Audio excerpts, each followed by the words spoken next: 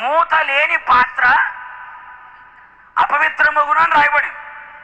అందుకని లోకంలో సామెత ఉంది ఏంటి, తప్పుడు పనులు చేసి చెడిపోయిన వాళ్ళకంటే చెప్పుడు మాటలు విని చెడిపోయిన వాళ్ళే ఎక్కువ అని. మనసుమారా మన చెప్తా, తప్పుడు పనులు చేసి చెడిపోయిన వాళ్ళకంటే చెప్పుడు మాటలు విని చెడిపోయిన వాళ్ళే ఎక్కువ అంట. ఎందుకంటే ఈ చెవులకి ఏది వినాలో ఏది వినకూడదో మన చెవులకి అభ్యాసం చేయాలి. ఏది పడితే అది విన్నామనుకో, ఇది నిజమా, అది కూడా విన్నామనుకో ఏమవుతుంది, ఏదైనా తోటి నుంచి బయటికి రావాల్సి వస్తుంది మూట మూట సర్దుకొని. ఏది వినాలో ఏది వినకూడదో నీ చెవులకు తెలియాలి. ఇప్పుడుగా చాలా మంది చెవులు మందం అయిపోయాయి, బాగా కొలెస్ట్రాల్ పట్టింది, చెవులకి బాగా మందం ఎక్కింది. కొందరు చెవులు మహా త్వరద ఎక్కువ, మంచి మాటలు చెప్తే ఎందు ఇది హితబోధ వినదు, దురద చెవులు. ఏ చెవులు అంట, దురద చెవులు. దేవుని మాటలు వినకుండా ఒకవేళ నీ చెవులు మందంగా ఉన్నాయేమో.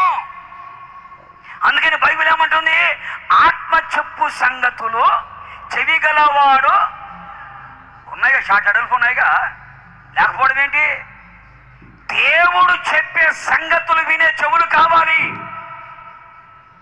అందుకే యేసు ప్రభు కూడా చెవి గలవాడు ధన్యుడు, చెవి గలవాడు ధన్యుడు. ఉపమానం చెబుతాడా, వాళ్ళ వెంటనేమంటాడు, చెవి గలవాడు ధన్యుడు, ఈ మాటలు వినే చెవులు గలవాడు ధన్యుడు ధన్యుడు. యేసయ్య మాటలు వినగలిగిన చెవులు మనకు కావాలి. ఏ మాటలు పడితే ఆ మాటలు వినకూడదు, చెప్పుడు మాటలు వినకూడదు.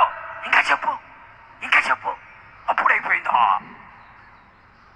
అది వినాలా లేదా, అది అవసరం లేదా, ఆ మాట వింటే నా ఆత్మీయ జీవితానికి ఏమైనా ప్రయోజనమా, ఈ మాటలు వింటే నాకు క్షేమమా కాదా అనేది లేదు. ఏది పడితే ఏ శతారం అంతా వింటే నీ ఆత్మీయ జీవితం పాడవదా, నీ మనస్సు పాడవదా, నీ ఆలోచనలు పాడవా, నీ తలంపులు పాడవా, నీ శరీరం పాడైపోతుంది కదా. ఎందుకని, అసలే దీనికి మూత లేదు, ఏది పడుతుంది వింటా ఉంటది.